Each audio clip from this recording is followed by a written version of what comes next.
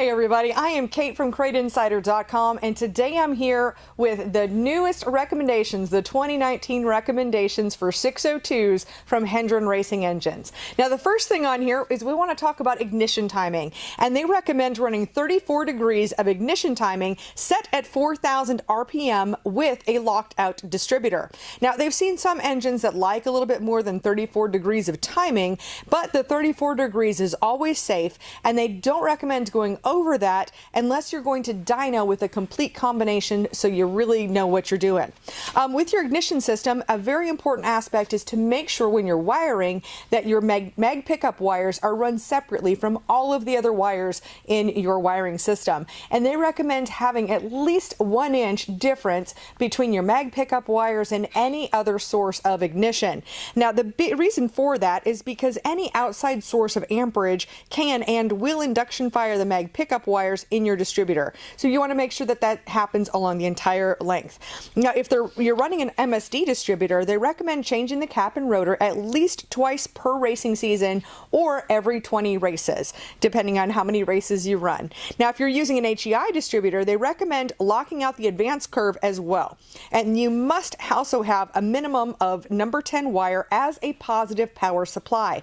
They suggest using aftermarket modules and coils if it's legal to do so in your division. Now, when it comes to spark plug wires, they mention that they are oftentimes overlooked when it comes to getting maximum performance from your engine. They recommend replacing all spark plug wires every single race season. And the two best wires they found, which have the least amount of resistance, are the Moroso Ultra 40s and also the Fast Firewire. And of course, we sell the Fast Firewire here at CrateInsider.com. Now, for an RPM limit, they recommend using a 6,400 RPM rev limiter chip. Now, the 602 engines will go into valve float above 6,400 RPM, and that will cause premature valve train wear and failure. And most crate engine failures, especially the ones they've seen, are caused from excessive RPM, resulting in dropped valves, broken valve train parts, and broken pistons, with the piston pin being pulled out of the piston. So now, regardless, they have this little side note here, regardless of what you hear, maybe somebody is telling you that they're claiming they're running 6,500 or more, then you definitely don't want to pay attention to that. Again, stick to the 6,400 RPM. Next up, on the engine oil, they recommend two oils for you to choose from. One of them would be the Schaefer's Supreme 7000. This is a 10W30 oil. Or the other one they recommend is the Klotz, and this is the KE940. It's the 10W40 oil. And with either of these oils are excellent choices for a crate engine. They are just at a slightly different price points. Every engine that they do at Hendren Racing Engines goes out the door with the Schaefer's, and then they also do recommend the Klotz, but your engine needs to be broken in before you can use the Klotz.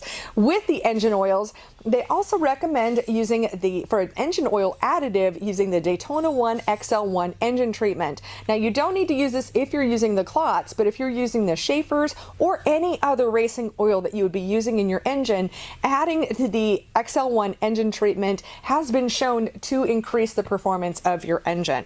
Next up, let's talk about oil filters. They recommend using the Wix oil filters only, and that would be this, like the 51061R, or if you need the short style, that would be the 51069R, which we also carry. For spark plugs, they have a few different recommendations here. One of them would be the NGK, the R57 24-8s. They also offer the Autolite AR94s or the AC Delco MR43 LTSs, and they recommend gapping these at 40,000s when using an MSD or a fast type ignition system. Otherwise, you want to gap them at 35,000s when you're using an HEI distributor. And they recommend changing your spark plugs every 10 races for maximum performance. Now, for a carburetor, for the next section, they recommend using Willys, David Smith, or their own Hendren Racing Engines carbs. All three of these have proven to be the most consistent in their testing, and all three of them have excellent customer service. And with all three brands, they recommend using the billet center section carbs for maximum performance if you can run them in your series. Now, regardless of the carburetor you choose, they do recommend the Willys Super Bowl if it's something that's legal for you to use and within your budget. With the Super Bowl, that really sets up your carburetor to have consistent fuel all the time, and that will help anybody really who's going to race. Now, they also recommend running a bypass fuel regulator, and this with the exception unless you're using the Super Bowl. But with any of the carburetors, they do recommend that you do not want to mess with any of the settings. Always go back to the manufacturer, talk with them before you change them, and don't just let any Joe carburetor guru guy just touch your carburetor, because it can really mess things up and really help you have a bad night at the track. Now let's talk about headers. So for headers, they recommend the BA headers, and that's going to be whether you're running a dirt late model or a modified. With the BAs, they're a great choice. Another option for your headers is to go with anti-reversion mufflers. Now, these were designed by Hendren, and they're produced by Dynatech. This is a 3-inch inlet, 3-inch outlet. So any of your headers that have a 3-inch collector on them, you can use those anti-reversion mufflers. And they found, let's see, so the anti-reversion chambers mufflers will produce around 15 to 20 foot-pounds of torque more between 2,500 RPM to 4,500 RPM. And this usually top-end power levels out at a gain of around 4 foot-pounds and 4 horsepower. And so there we go. So if you're using any of the headers that have a 3-inch collector on them. Now, they do not have a header recommendation for stock front clip cars, since those classes usually race under rules that require a spec header, or as they say, various other funky exhaust rules. So they can suggest, however, if your rules allow for it, that you use stepped headers with a 3-inch collector and as close to equal primary length tubes as possible. And they also do suggest that you use the anti-reversion mufflers if your rules allow for it. So for carb spacers, they recommend the HVH. This is the ST4150-2AL carburetor spacer from High Velocity Heads. Now, this one is set up to work exactly. It's for a 602 crate, so it's meant for that dual plane intake manifold, and they've had the best success with those. Next up, let's talk about water pump pulleys and fan blades. So for water pump pulleys, they recommend going with KRC or Jones. Either of those front drive systems are excellent. They are the lightest, most affordable, and best products on the market for crates for the front drives. For fans, they have a couple of different options for you to choose from. One of these would be the race fan, and the race fan, if you haven't seen that, this is a center hub, and then it has interchangeable blades. So you can change this. It happens to be set up for a 3-blade fan right now, but you can, and obviously there's bolts that go in here. I have it just this way for the video right now, but then you can scoot these blades around and change it from a 3-blade to a 2-blade to a 4-blade, and they're nice and tight in here, but then of course you would put the bolts in as well. And you want to run the lightest fan possible, or you want to run the smallest fan possible, excuse me, that you can get away with. The other option is they recommend the Jones Hustler fans. This is a 3-blade fan, and these are offered in a 15-inch, 17-inch, 18-inch, or 19-inch, so depending on what you need for any of those.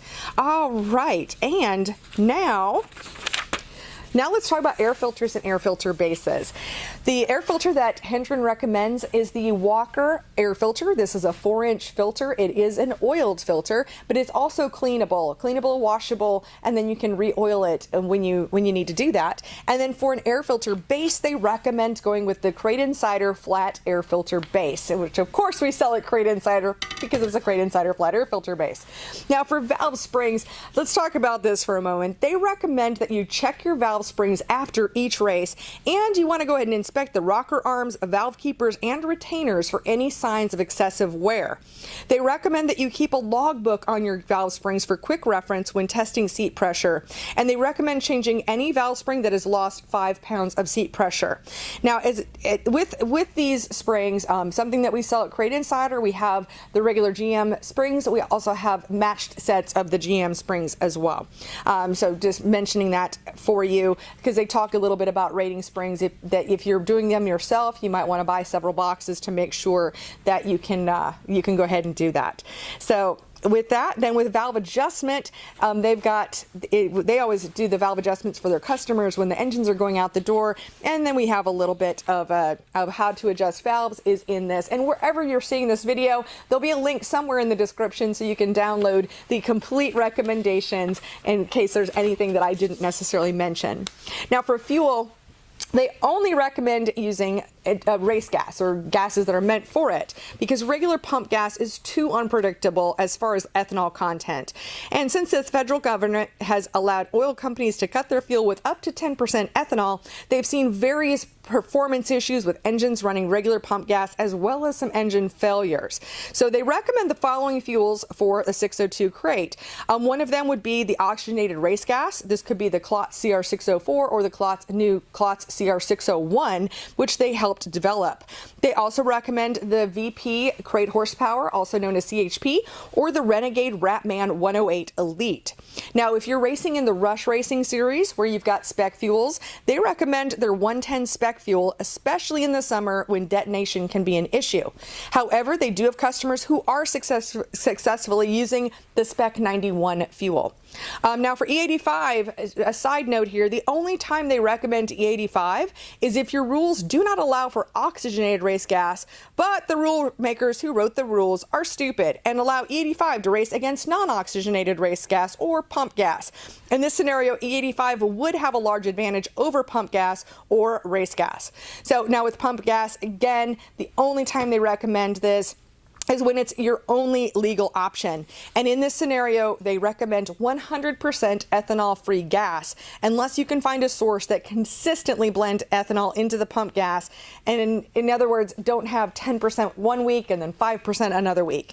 Or if you can run methanol, anytime you can use methanol, use it. Definitely, it's one of the best fuels that you can run. And now some side notes for other things. They recommend running a on-off valve in line from your fuel cell to your engine. They've seen several engine failures due to the fuel cell siphoning into the engine, either filling the oil pan with fuel and causing bearing failure, or filling cylinders with fuel and causing engines to hydraulic. So it's a really good tip. Oh, along with your air filters and your whole air cleaning system, they do recommend running a cold air box, like what I have here. Now, of course, you can fabricate one yourself, but we do sell this one from Dominator, this cold air box, and this way it's already prefabricated. You'll just do some slight adjustments to make it work. And then this way, your engine heat is separated from your air. You know, trying to keep that cold air as much as possible. The thermostats, they do not recommend running a thermostat in the cooling system. They've seen far too many engine killing issues with thermostats, and this includes thermostats that are meant for racing. So if your engine, they mention here that if you have issues getting your engine warm enough under racing conditions, switch to a smaller fan blade or block off part of your radiator. And then in here we have a whole initial startup sequence in here in the recommendations. Oh, and then a side note too about engine oil coolers. They do not currently recommend running engine oil coolers. The deck-mounted oil coolers do virtually nothing. There's no airflow, and so with the modern racing oils that they recommend, oil coolers are not required, especially on dirt late models. So those are the 602 recommendations from Hendren Racing Engines for spring 2019. Thank you so much for watching, and I will see you in another video. If you like what we're doing here, hit that subscribe button.